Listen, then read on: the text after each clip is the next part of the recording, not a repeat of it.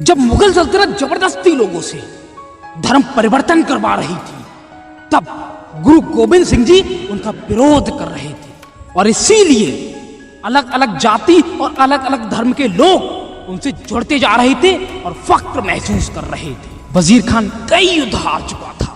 दिल्ली से आया मुगलों का सबसे बड़ा सूरमा पेंडे खान ने बाबा गुरु गोविंद जी को युद्ध करने को ललकारा। तब उन्होंने जाप किया, नर में हर में नर है, हे निरंकार है इंसान में तू आप है, पर इस वक्त मेरे तीर के सामने किसी का अहंकार है।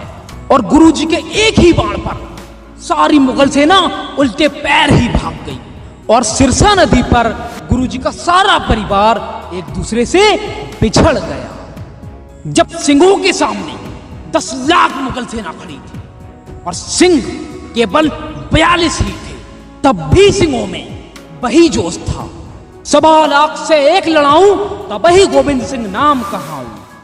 मुगलों ने चारों तरफ से जब कड़ी को घेर लिया था, तब 5-5 सिंहों के जत्थे जाते और कईयों को मारकर शहीद हो जाते। फिर गुरुजी के बड़े साहिबजादे ने अपना जत्था तैयार किया और सिंहों के मना करने पर उन्होंने जवाब दिया कि नाम मेरा अजीत है, जीता नहीं जाऊंगा, जीता गया अगर तो जिंदा नहीं आऊंगा। इतनी बात बोलकर रणभूमि में छलांग लगा, डटकर युद्ध किया और शहीदी पा गए। और ऐसे ही गुरुजी के 15 साल के साहिबजादे को युद्ध में देखकर मुगलों ने ताना मारा कि दूध के दांत उखड़े नहीं और युद्ध करने चला आया। और तब उन्होंने चुनौती दी कि कईयों का शिकार कर चुका हूं और अभी 20 का शिकार और करूंगा। और मरते मरते 20 का शिकार किया और शहीद हो गए। वजीर खान ने छोटे साहिबजादों को भी ढूंढ निकाला और 10 साल से भी कम उम्र के साहिबजादों को दीवार में जिंदा दफना दिया। लेकिन वजीर खान का सरहिंद पर ज्यादा दिन तक टिकना रास नहीं हुआ।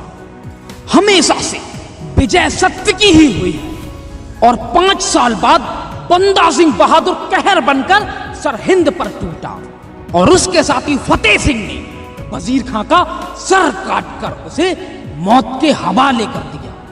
लेकिन किस्मत को शायद कुछ और ही मंजूर था और बाबा बंदा सिंह को मुगलों ने कैद कर लिया और उसे एक पिंजरे में कैद कर शेर की तरह दिल्ली लाया गया, जिसमें 740 सिंह और उसका 3 साल का बेटा भी शामिल था।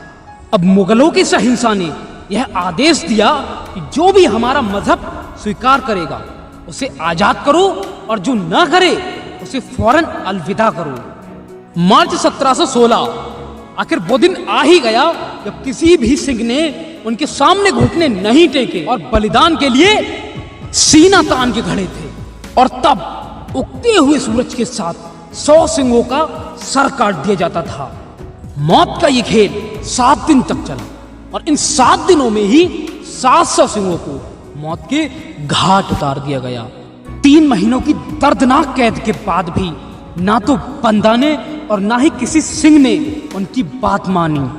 जून 1716 को बंदा सिंह के 3 साल के बेटे को उसकी आंखों के सामने ही मार डाला गया और खंजर से उसका कलेजा निकालकर बंदा सिंह के मुंह में ठूंस दिया गया।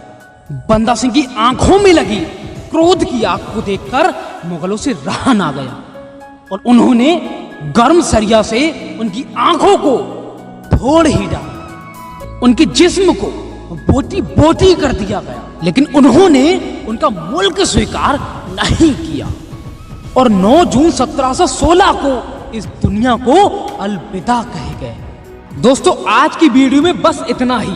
मिलते हैं ऐसी ही नई पावरफुल वीडियो में, तब तक के लिए जय हिंद, वंदे मातरम।